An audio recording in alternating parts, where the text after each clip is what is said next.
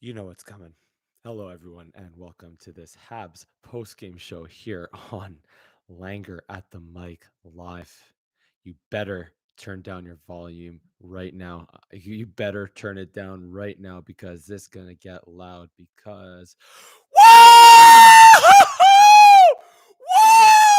Let's go! The Montreal Canadiens are off the Stanley Cup final for the first time in my life since 1993 because ARTTURI LEHKONEN with the overtime winner. Woo! Oh, baby.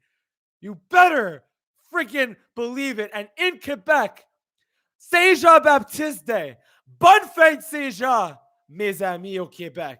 Oh, boy. I honestly think what took me so long to go live is the yelling and screaming and shaking initially shaked up my camera. It shut my camera. But here we are. We are live on Langer at the Mic for our Montreal Canadiens post-game show, the most special post-game show of all time of my life, of this podcast, of course, this young podcast that I've done for just over a year now, but in my life for the first time in my life, the Montreal Canadiens, better believe it, are off to the Stanley Cup final. And man, I don't know if you're hearing me there. There you go. It's a little better. I was just turning it down so I don't make you guys go deaf. But man, oh, red suit Marc Bergevin, Philip Deneau eating a pizza right around now. Oh man, I honestly I have to just like today also I has just been such a busy day personally because I had I barely slept last night because the fire alarm in my building didn't went off not once, not twice, but 3 friggin' times overnight. And I had work all day, like just work up until puck drop. So I had to rush home to watch the game tonight. But oh my god. Oh, that was Noah, let's get your reactions just firing away in the comment section. Again, we're going a little bit late here, but oh man, let's just party. Let's just, if you're not partying in the streets of Montreal right now, come party here on Langer at the Mic live for our post-game show. Noah Siegel London, that was the most stressed I've ever been while watching a game. Feel like the players were taken off. Feel like years were taken off my life. I honestly was still, believe it or not, I was still more stressed in the Leaf series, if I got to be completely honest with you guys. But let's talk about let's talk about the game. Let's talk about the series and let's talk about the moments here. Sarah, a Leaf fan here. Congratulations. Enjoy the special moments. So happy for you. Looking forward to watching you guys in the Stanley Cup Finals. Bonne chance. And we got game 7 between the New York Islanders and Tampa Bay Lightning tomorrow night. So yeah, we'll see whether it's going to be Tampa, whether it's going to be the Islanders. But yeah, let's just start talking about this game here right now.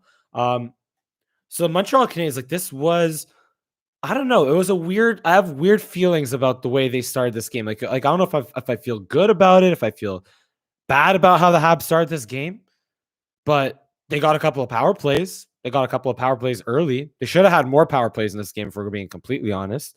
But the reffing was still better than it was with Chris Lee in games 3 and 4. Oh boy, I'm not even going to go there.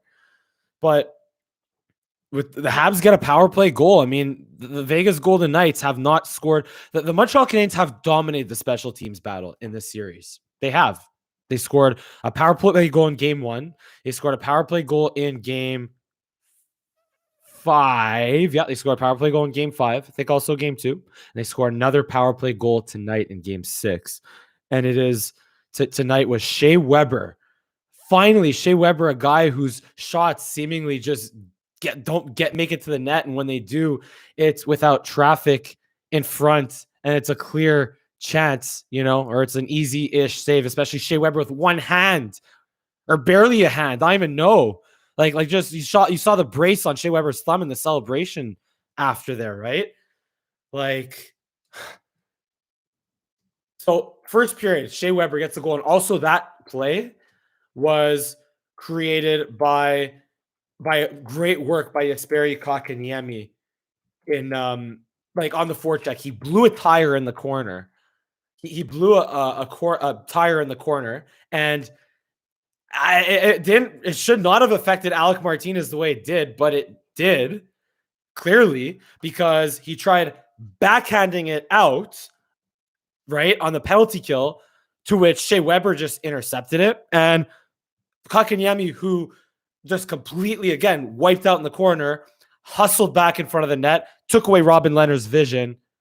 1-0 Habs, scoring the first goal of the game. And the Habs have now only lost one game in these entire playoffs when scoring first. And the Habs have done a darn good job of scoring that first goal and just getting off to a fast start in the first periods of these hockey games. But, however, this was also the first time at the Bell Center. This was also the first time at the Bell Center where the Montreal Canadiens gave up a goal in the first period. Vegas tied it up seconds later, 1-1. Riley Smith, the fourth forward to score. Yep, the fourth forward to score a goal in these playoffs for the Vegas Golden Knights. Yeah, just that's how great the Canadiens were at shutting down Mark Stone, Max Pacioretty, Chandler Stevenson, the misfit line of William Karlsson and Jonathan Marchessault and Riley Smith. They looked exactly that in this series, misfit. But Riley Smith, to his credit, on that play was one of the few times in this series where the Vegas Golden Knights managed to win position in front of Carey Price because of how well Shea Weber, Ben Sherratt, Jeff Petrie, and Joel Edmondson have played this entire series. And I'll get to your comments in a little bit. I want to hear all your reactions here. We're going to go well into the 40s, 50 minutes, maybe up to an hour tonight. Keep the positive reactions going. Keep the thumbs up coming in.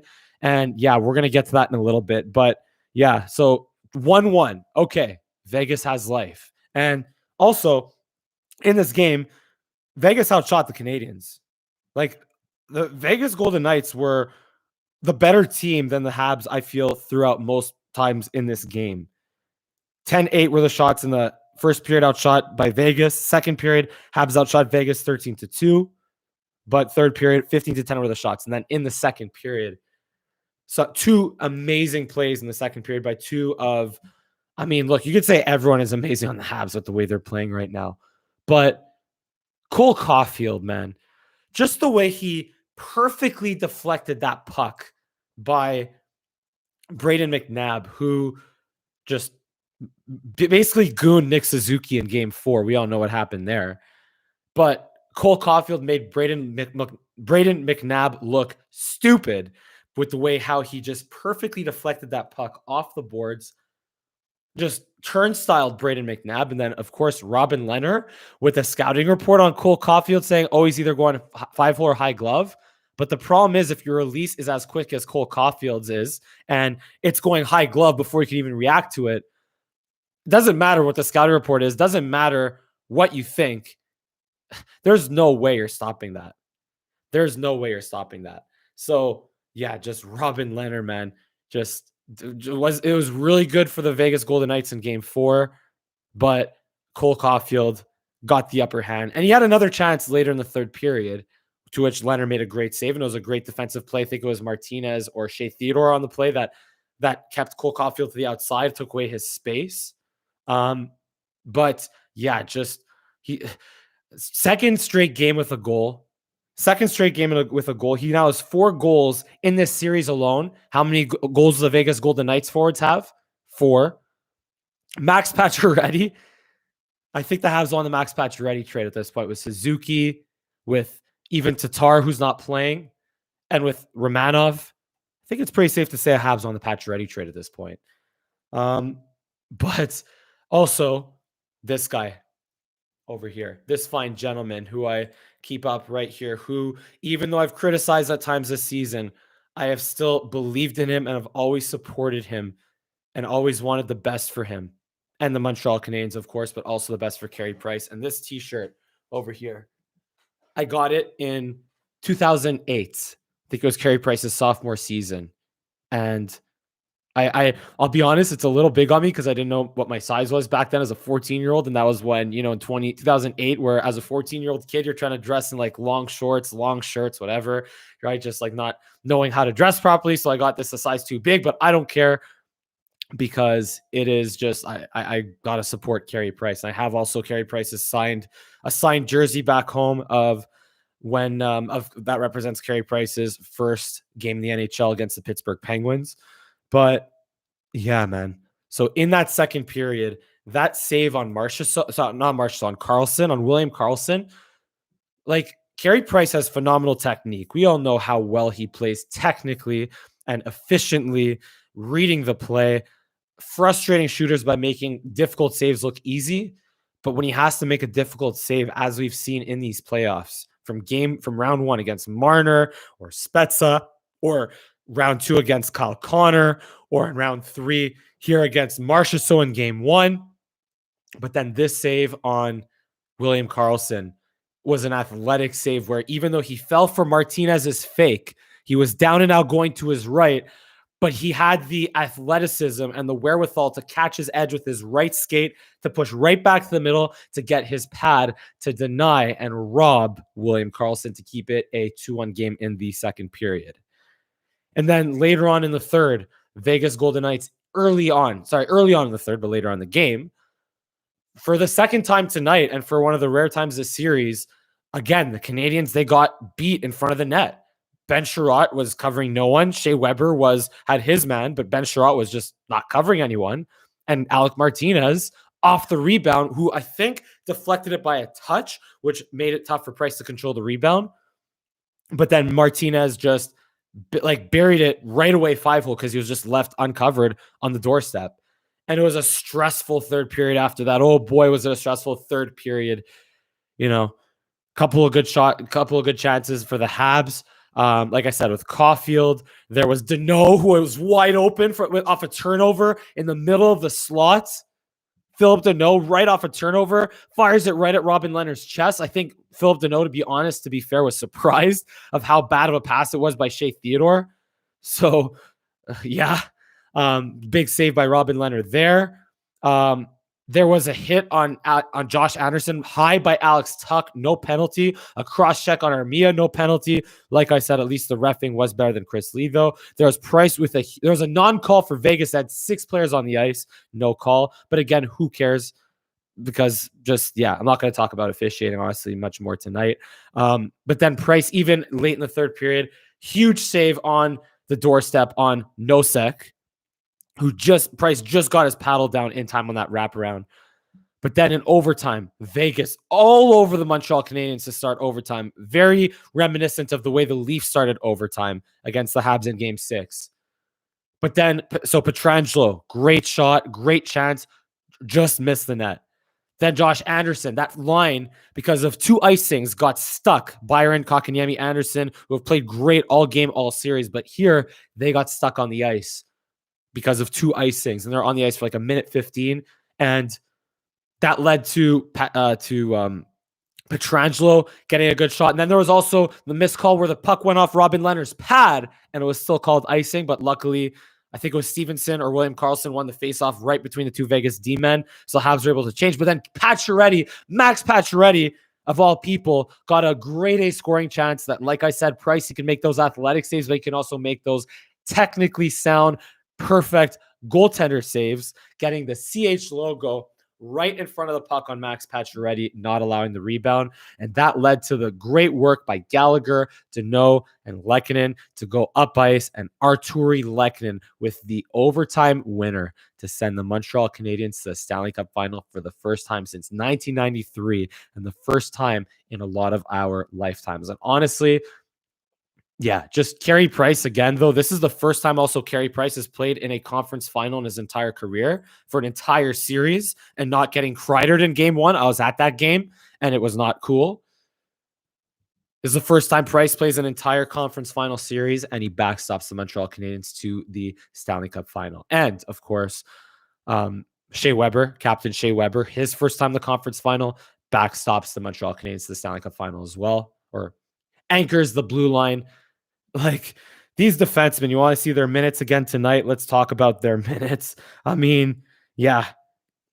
Shea Weber, 26. Ben Sherratt, 24. Jeff Petrie, 25. Joel Edmondson led them in ice time with 28 somehow. Maybe because of experience in the Stanley Cup Finals, sure. Gustafson, only 5. And John Merrill, 8. But still, just those top 4 guys deserve a lot of love and respect, especially to those, including myself, who bashed them all season long while they struggled because of the schedule, because of COVID, because of all whatever. But now they're playing their best hockey when it matters most, and they're leading Kakaniemi, Suzuki, Caulfield, all the kids, and even some guys like Philip Deneau, Josh Anderson that have never been this far in the playoffs. They're showing how it's done. Shea Weber, who's never been this far, but still guys like Toffoli, Eric Stahl. Leadership is important because I said this on my Twitter account at Mike Langer after the game, after game 5, where it's like, as a fan base, we are so giddy about the Habs going to the Stanley Cup final potentially for the first time since 1993. Imagine these kids, how they feel. Imagine even guys like Deneau, Anderson, that have never made it past the second round until now, how they feel about potentially being 1 win away from the Stanley Cup final. But now the Montreal Canadiens, they're going to have a Stanley Cup final patch on their jerseys for the first time since 1993. Gotta believe it. Better believe it, man. What's it called? And this is another. So this is back to back. I'll have to check. I'll have to double check the history here, but someone has to look up back to back. When was the last time the Montreal Canadiens won back to back, or any team for that matter, won back to back playoff series off overtime winners? Leave that in the comment section if you're doing your research while we're doing the show, and I'll maybe see if I could do my research as well after the fact. But you know what? Let's get to your comments right now. I see it's really active there in the comment section. Let's get right to it from Mama Langer, starting with Mama Langer. This is so much fun.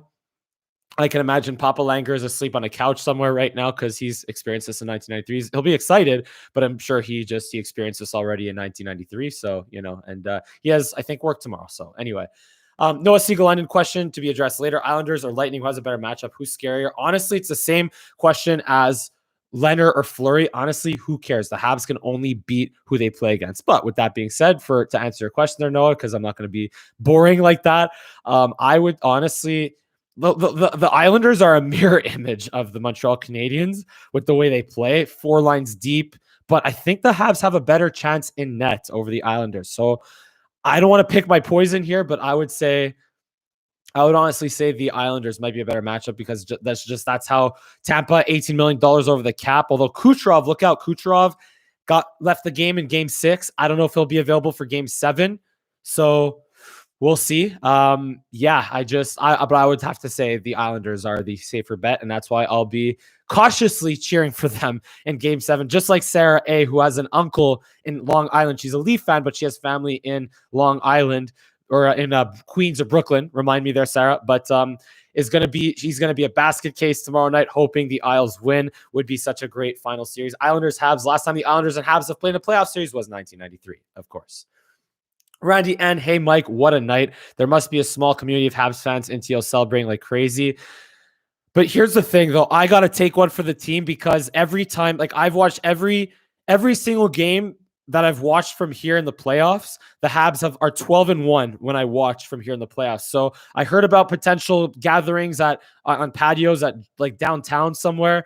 And I was like, yeah, that looks sick. That looks like a great idea. It looks like a lot of fun.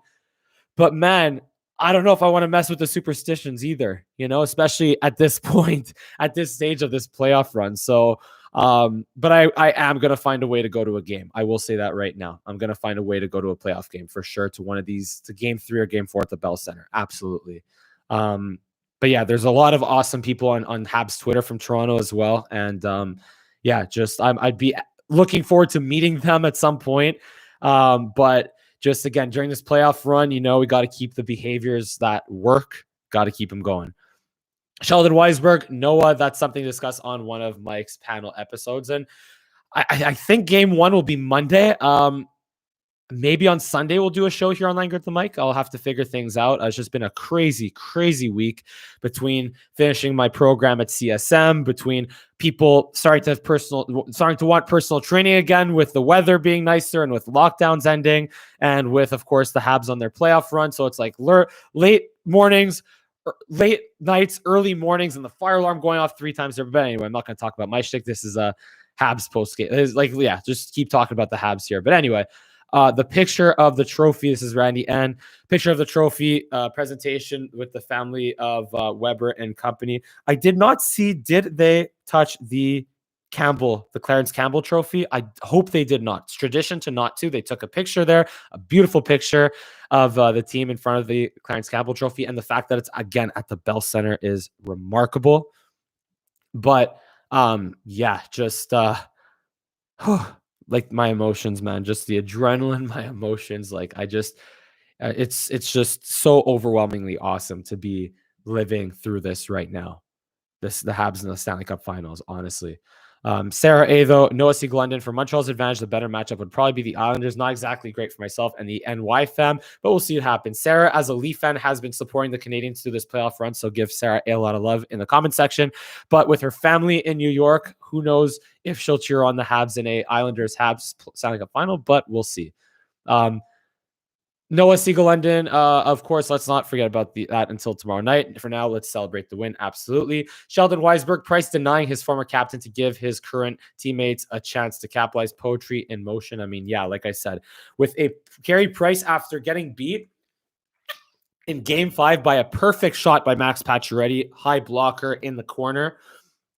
Just what a save by Carey Price on Pacioretty. Just like I said, an athletic save on Carlson, but a goalie save on Max Pacioretty, knowing that Pacioretty was going to shoot there and just giving him absolutely nothing. Randy N, like I said, or Noah Siegel-London first. Caulfield is something else. And yeah, Caulfield he just has so much swag, man. He's just so much like confidence and just so much hockey sense and smarts. Who cares if he's 5'7"? Guess what? Look at Nick Suzuki. He's a little undersized at undersized. He's 5'11", but he's like 200 plus pounds. Look at Gallagher. He's 5'9", about 180, I think 190, but like he still uses his body. Who's to say that Cole Caulfield can't put on a little bit of weight and, start throwing his body around a little bit? But then again, even then, he doesn't really have to, because as he keeps getting even better with his hockey sense, he'll continue to create turnovers with his stick in terms of his positioning, the same way that he created that chance on Braden McNabb, made him look foolish. There was also another chance where I think he flew the zone and almost had a chance for a breakaway, but I don't know if it was Toffoli or Suzuki, just couldn't quite find him. Randy N deserves the win. Mark Bergevin, of course. Cole Caulfield playing like a seasoned veteran. I mean, yeah, and also here's the thing. Consider this: Cole Caulfield won with with Team USA at the World Juniors. He won a Big Ten championship at Wisconsin, even though they didn't make it really far in the Frozen Four. But Caulfield has championship game experience and recent championship game experience. And so do so many players on this Montreal Canadiens team. Some not so recent, like Eric Staal, Corey Perry. It's not as recent. Well, Corey Perry, at least in the Stanley Cup final last year, but not a win. But yeah, like even Joel Armia, I think I had also a championship in Finland back in the day also. But just, yeah, guys that just know how to win, and they're getting it done. And it's as magical and awesome as it is, it's awesome, really. Whereas it's Sheldon Weisberg, Leonard shooting his mouth off was one of the stupidest things he could have done post-game. The 1993 Nordiques coach did that to Roy after game 2, and well, we know what happened. I mean, yeah, like Robin Leonard, like talking like, oh, I read Cole Caulfield's Sky report. Like I said, just Cole Caulfield had the last laugh, and that's the bottom line. Or ARTTURI LEHKONEN had the real last laugh, because clearly, well, I mean, it was a great play by Gallagher, great pass by Deneau, who doesn't have a goal in the series or in these playoffs, but he is playing that, again, Bob Gainey, Guy Carbonneau, Doug Jarvis role of just shutting down Mark Stone, Max Pacioretty, Austin Matthews, Mitch Marner, Blake Wheeler, Kyle Connor. And by the way, Mark Stone, remember, is a Selke nominee over Philip Deneau. Just think about that. But who cares? Because again, the regular season compared to the playoffs don't mean nothing. Yeah, there, Randy. And I saw that actually Lehkonen flashing the 4 fingers in his TV interview. I don't know if that's the same as Kotkaniemi's for reference, or if that's going back to just like, I don't know if they won 4 games or 4 wins away, right? But yeah, he flashed the 4 there in his post-game interview. Randy, and again, the no pass to Lehkonen took a page off Perry's no-look pass to Caulfield the other night. I mean, yeah, it was a beauty. Like, honestly, Deneau, for as good as he is defensively and from as much hate like I gave him kind of before with his inability to do anything but shoot at Robin Leonard's chest in the 3rd period there with the game on his stick. But what Philip Deneau can do, Philip Deneau's playmaking is underrated, very underrated. So, yeah, very underrated with his playmaking is Philip Deneau. Said that twice because it's underrated. What's it called? Randy N was nervous when Vegas jumped out the 3rd period and got that tying goal. To me, I was nervous, but I was never really as nervous as I was in the Leaf series because I just knew that even if worst case this went to a game 7, the Habs already won 2 games in Vegas. The Habs won 2 games and 3 games in Toronto, and they won 2 games in Winnipeg. So the Habs are a really good road team, and just would have been another road game for them. And I feel like they would have been okay in game 7 if there was a game 7 in Vegas there. Got that. What's it called? Randy N didn't get to see Paulo De Souza or Max Pacioretty. Once again, Paulo De Souza, a former teammate of mine, and was on the show recently this week. Didn't get to see Paulo De Souza in line shaking hands. By the way, shout out to Paulo De Souza, who got a contract in the pros in Finland. So big shout out to Paulo De Souza. He'll be playing in Finland overseas starting, I think, next year. But really happy for him and deserves a big shout out in the comment section and a lot of love for that, of course. Sheldon Weisberg at Randy N. Leonard. Yeah, so just repeating what Caulfield said, what Leonard said about Caulfield. Sarah A. at Sheldon. Who is that Vegas player who completely smashed the penalty box, Cam? What a schmuck. Who was that? Leave that in the comment section, or Sheldon, just respond. I think it might have been, who was the guy that took the first penalty of the game? I'll have to go back and check that out because I'm guessing if he shattered the penalty box camera, I think it might have been Pietrangelo. Yeah, Pietrangelo for the high stick on Yoel Armia. I think that's what Sarah A is talking about there. Where am I? Over here. Pull up. Yep. Randy, Caulfield got Leonard tonight. Yeah, like I said, got the last laugh. Does DeBoer keep his job by juggling his goalies last 4 games? I mean, look, I was honestly surprised that Vegas cut ties with Gerard Gallant as quickly as they did. So I think DeBoer gets another year with Vegas, but I mean, look, he still took a team to the conference final, and it's still Vegas. Like, they still had a really great regular season. So, but if Vegas starts to struggle the same way they cut ties with Gerard Gallant, they might do the same with Pete DeBoer next season. But we'll see. But again, who cares? Because the Habs are in the Stanley Cup final, and we don't care about the Golden Knights anymore. So, Sheldon Weisberg, admittedly, I was very nervous when I saw the Kotkaniemi line start. I don't mind that. Like, Kotkaniemi, like, that line has just been this is their best series by far. And Kotkaniemi, by the way, like I said early in the show, playing a 200-foot game. And just, here's another thing. John Merrill, like, not only did Kotkaniemi do a great job on the first goal, on the Weber goal, but he also he's every time in this series when it looks like the Golden Knights or it looks like a Habs defenseman, whether it's Merrill, Weber, Sherratt, Edmondson, Petrie, is about to lose a 50-50 puck battle and Kotkaniemi's on the ice, he is right there to support that defenseman and provide a breakout option or just take over the puck battle and come out with the puck. So Kotkaniemi is not only playing great in the not only is he playing great in the neutral zone, not only is he scoring goals, creating plays with Anderson and Byron, but he's also playing great defensively. And I wonder if Kotkaniemi turns into maybe a bit of a bigger Thomas Plekanec, would that be good value for a 3rd overall pick at center? Leave that in the comment section. Penalty kill just dominated again. 30 straight penalty kills by the Montreal Canadiens. Now they have now the best penalty killing percentage of all time after Game 5, but I don't think I got to that in my last post-game show.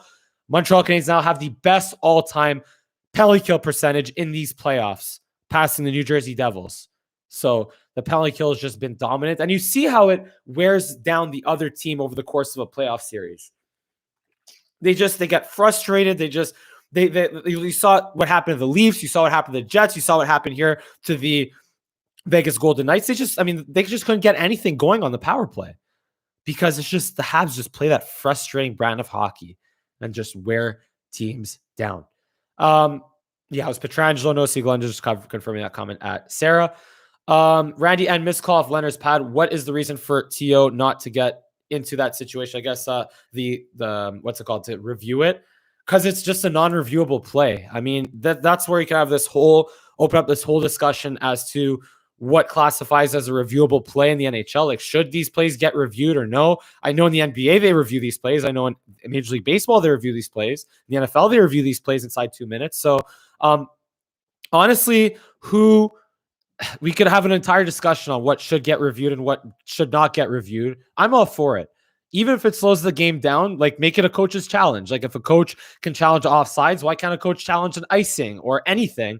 And if they get the challenge right, they get another challenge, kind of like an NFL. But whatever. The Habs are good enough to overcome that, so not going to really get into that right now. Where am I? Justin Pooney, shout out Process Sports Radio. Justin Pooney, who's a Canucks fan also. He's giving a big shout out to Alex Burrows, and that's all that matters. And by the way, shout out honestly to Dominique Ducharme and Jonathan Drouin, who are not present with the Montreal Canadiens during the celebration and during the early, and likely not during the early part of this Stanley Cup final series, or in Drouin's case at all. Just let's just, have them in our hearts as well a little bit in this Stanley Cup run.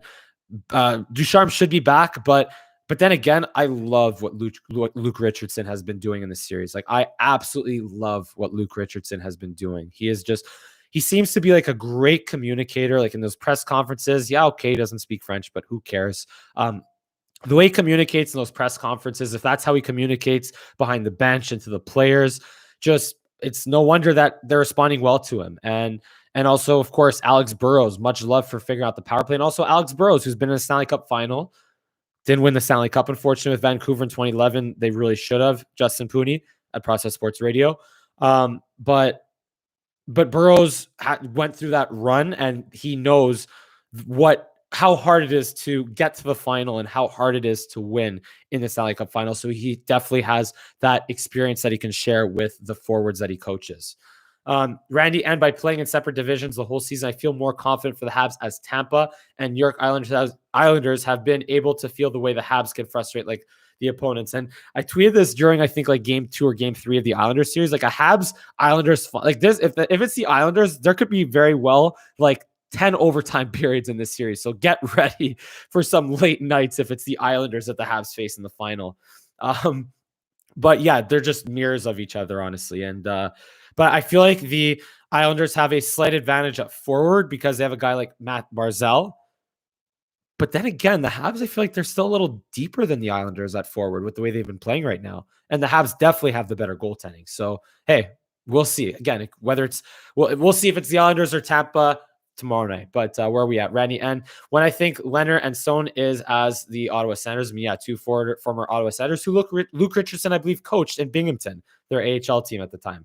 Shane, I am so happy. Keep skating. I'm playing good goal, and they can win the cup. Happy either way, though. Go Habs indeed. Sheldon Weisberg, ironically, Leonard played his first NHL game against the Habs in 2010. I think I remember that as a member of the Ottawa Senators. A quick little funny story here. I was at the game in 2014 where the Habs were down 4-1 in March. I was in a loge for that game because my best friend, shout out Adam E, is his grandma won tickets to loge, and he invited me. And again, Habs are down 4-1, 5 minutes left or 4 minutes left, I think. Yeah, Lars Eller scores a goal by accident, 4-2, no celebration, whatever. Half the people left the bell start already. Okay, whatever. But then Brian Gionta scores 4-3. Robin Leonard, of course, is in nets for this on the Ottawa side. Okay, we have a hockey game here. And then at the last second, PK Subban doesn't shoot. Instead, feeds David Desharnais, who puts it in the wide open net at the buzzer to send it to overtime. And then it was Francis Bouillon with the OT winner in 2014. And Robin Leonard lost his crap in that game. So just a little funny story there. Randy and Luke Richardson, too, as an Ottawa coach, like I said back in the day. Shane, I think we have McDavid and Cole Caulfield. I wouldn't say McDavid yet, but I will say that Cole Caulfield has 3 more goals in these playoffs than Austin Matthews has. And he, I think, has more goals than Connor McDavid has in these playoffs. So, that's pretty cool. Papa Langer is awake, still awake, alive and well, not asleep on the couch. Papa Langer, there you go. Stayed awake the entire game, even the overtime. Watched outdoors. Beautiful night in Montreal, man. I want to come back to Montreal so badly, but just again, superstitious wise, I have to be very selective in terms of my coming back to Montreal for this Stanley Cup final. But anyway, we're at Shane. Well, the coach be back from Montreal. I still think they got it. I mean, look, I hate to say it, but language is an issue. I think Luke Richardson will be back as an assistant, as a very highly regarded assistant, but Dominique Ducharme will get the nod when he's healthy to coach this team, and I'm pretty sure that Ducharme will keep his job for next year. It's safe to say. But Joel Bouchard, there was actually a word that Joel Bouchard might not keep his job. But anyway, that's off-season talk. Who cares? Stanley Cup final coming right up. Randy N in 93, Habs got the easier matchups as top teams fell, but this year's different. Beating TO and Vegas showed their dominant play. And yeah, like, look, maybe the Leafs weren't so bad after all. I mean, sure, they were a goal away twice from winning that series and maybe being in the same position as the Habs are right now, but they didn't, and the Habs did. And I think that's just like the Habs, as a result, because of that Leafs series, just feel like they can overcome anything, really, honestly. Shell Weisberg, Habs didn't touch the trophy. Thank you for confirming that. Randy also confirming that as well.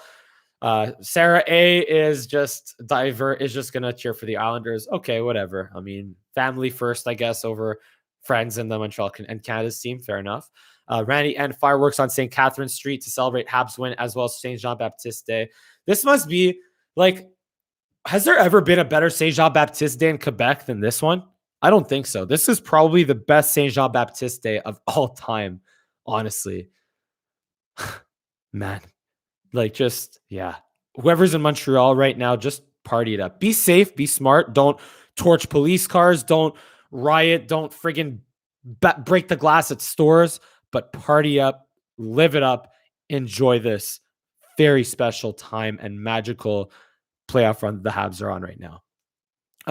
Randy and TV showed stats as Caulfield has 41 goals exactly. I saw that as well in 58 games between college, AHL, and NHL regular season playoffs. Like, look, he's a 40 goal scorer, like he said. Randy and Deneau with the celebratory pizza with Caulfield in the interview room. I have to check that out after. Thank you guys also for tuning in as usual. And yeah, I'm gonna watch those interviews after the fact as well. Randy and it was Pietrangelo who hit the camera. Yeah, there you go, confirming that as well. Randy N shows Habs practicing their faceoffs in their zone. If they lose the faceoff, then they tried not to let Vegas set up plays. They were better, I'd say, on faceoffs this year, and also Price had to bail them out a couple of times, sure. But yeah, and Randy N, talking about Marc Bergevin in the magical red suit, of course. How about the missed offside call to allow the Caulfield goal? Karma is all I have to say for the refs' missed calls. I mean, yeah, honestly, at least the two last games, the calls have been called. There have been calls, but when there have not been calls, they seem to have evened out for each other for Vegas and Montreal. There were 2 power plays apiece in game 5. And then in this game, it feels like the calls or the non-calls that went on either side, they just kind of canceled themselves out, which is when 99% of the time, that's what I advocate for. Is just, look, the refereeing is never going to be perfect. Can they improve it? Sure, but chances are it's never going to be perfect. So chances are it's just going to cancel itself out. So, and it did in this game. But when you have a guy like Chris Lee and that becomes the forefront, that's when it's a massive problem. And the NHL still has a lot of work to do to talk about their officiating. But I don't want to talk about officiating here. I want to talk about the Montreal Canadiens instead. So, Sheldon again. Oh yeah, what a comeback! Yeah, just going back to that Ottawa comeback against or in 2014. Can't believe you were there. And it was 4-1 with 3:30 to go, an NHL record. I think that was an NHL record for 3 goals to tie it up with 3:30 to go. Good times indeed. Sarah A, of course, Price is better than Varlamov. So Sarah has a funny story where I think that she thought that Varlamov's name sounded like llama. So that whenever when in Sarah's household, whenever they talk about Varlamov, they talk about him as the llama. But anyway, that's funny. And what's it called? Randy, and imagine if Habs win with their interim coach in Luke Richardson. So again, 4 coaches have won playoff games for the Montreal Canadiens in the last calendar year, which is remarkable. And I honestly, again, I would honestly say I love what Luke Richardson has done so far. Like I really, really really love what Luke Richardson has done. I didn't love the way he managed his defensemen in the regular season and even in the playoffs, but as the main voice behind the bench, clearly he's saying a lot. He's doing a lot of good things.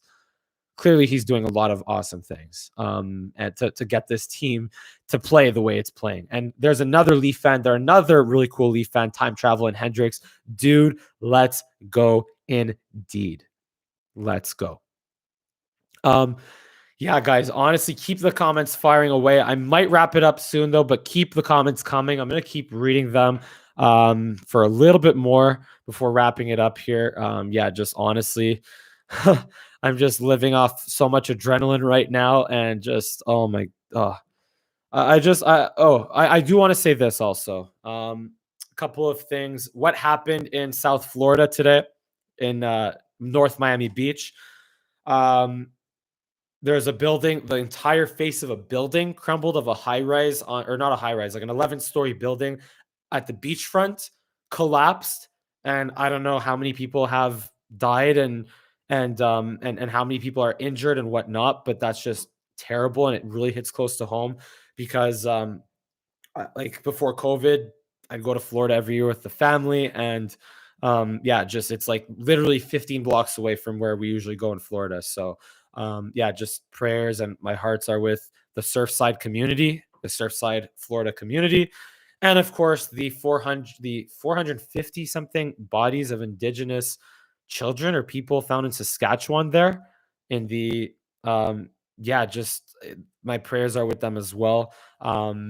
Yeah, like just we like as awesome as these times are, we still also have to think of the the tragedies that have happened today. And yeah, like it's honestly, besides the Habs winning, it's been a rough day from that standpoint with the tragedies of Saskatchewan and also the tragedy in South Florida. Um, and also, last but not least, before the game, they talked about it was the former Habs defenseman. Um, yeah, just another death. No, one second. Yeah, just again, let's just, all I'm saying is just I don't want to rain on the, I just want to bring it to somber here and on a somber note or anything. But yeah, just let's just keep all those people in our hearts. And of course, it was Tom Curvers. Yeah, Tom Curvers, former Habs defenseman, also Leaf and Canucks, or Vancouver Canuck, passed away at 58 earlier this week. So let's keep him and his family in our prayers as well. But again, guys, look, just maybe I'm just getting a little overly emotional right here, right now. But yeah, I'll get back to some of your comments here. Where is it? The Gallo picking Gallagher or Gallo pick up the puck. Yeah, for the LEHKONEN goal is sweet and indeed. Time Travel and Hendricks. All the hate for the North Division is squashed. I mean, yeah, look, a North Division team made this like a final.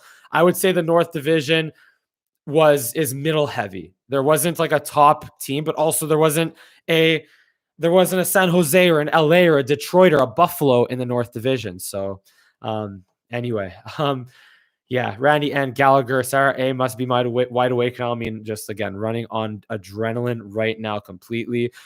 Yeah, and again, I'm going to wind it down soon, guys, but thanks for the comments. Thanks for keeping the comments going and the engagement and the interaction. That's what's keeping me going, honestly, right now. If it wasn't for you guys, I probably would have just ran out of energy to keep monologuing here before, but you guys are keeping me going. So thank you as usual for tuning in this entire season and now in this special playoff run. And we have Time Travel in Hendricks saying, yeah, just thoughts to the Indigenous families and of course the Surfside community.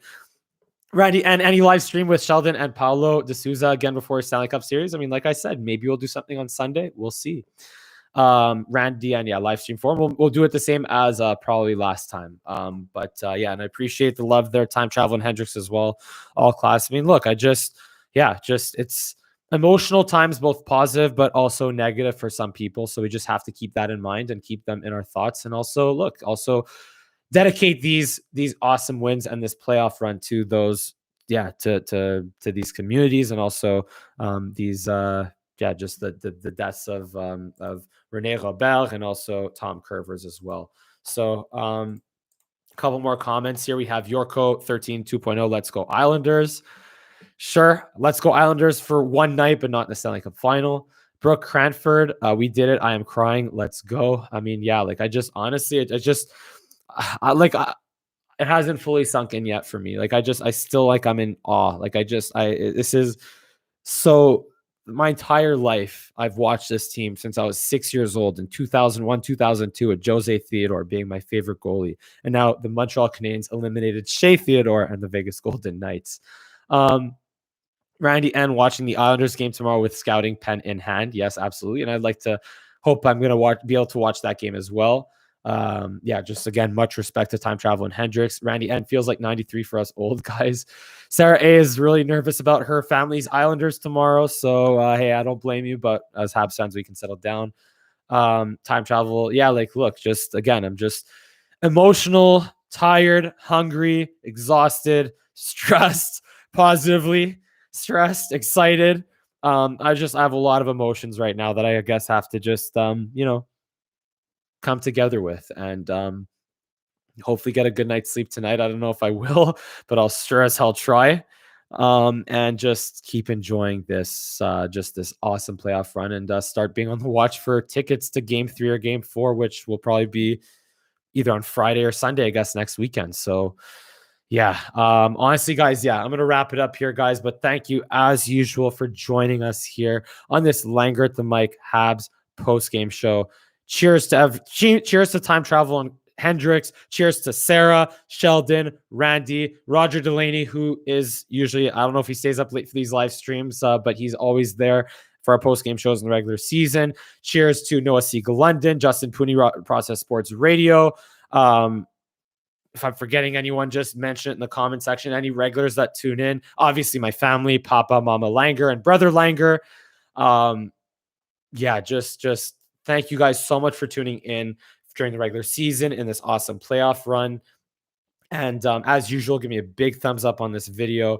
Subscribe to my channel here at Langer at the Mic. And I'm glad I was able to get my camera working finally. I guess, like I said, it kind of was, I think, a little shaky. It's still shaky a little bit right now there, I think, from when I friggin' just banged the table and in celebration, all that. Yeah, guys, thank you so much for tuning into this Langer at the Mic post-game show. And I'm so excited to keep our coverage, or keep my coverage of this Habs playoff run in the Stanley Cup final. And I look forward to you guys joining me for that as well. Stay tuned. Enjoy the Game 7 between the Islanders and Lightning tomorrow. And stay tuned for perhaps another live stream sometime this weekend, Saturday or Sunday. And I look forward to seeing you after Game 1, I think on Monday night. Go Habs, go. The Montreal Canadiens, they are in the Stanley Cup final for the first time since 1993, and the first time in my life and in the lives of so many of my generation of Habs fans. And let's just enjoy it and soak it all in and just live it up as much as we can. And yeah, that's it, guys. Have an awesome night. Go Habs, go. Let's do it. Ça sent la coupe. We want cup. And I look forward to seeing you again next week.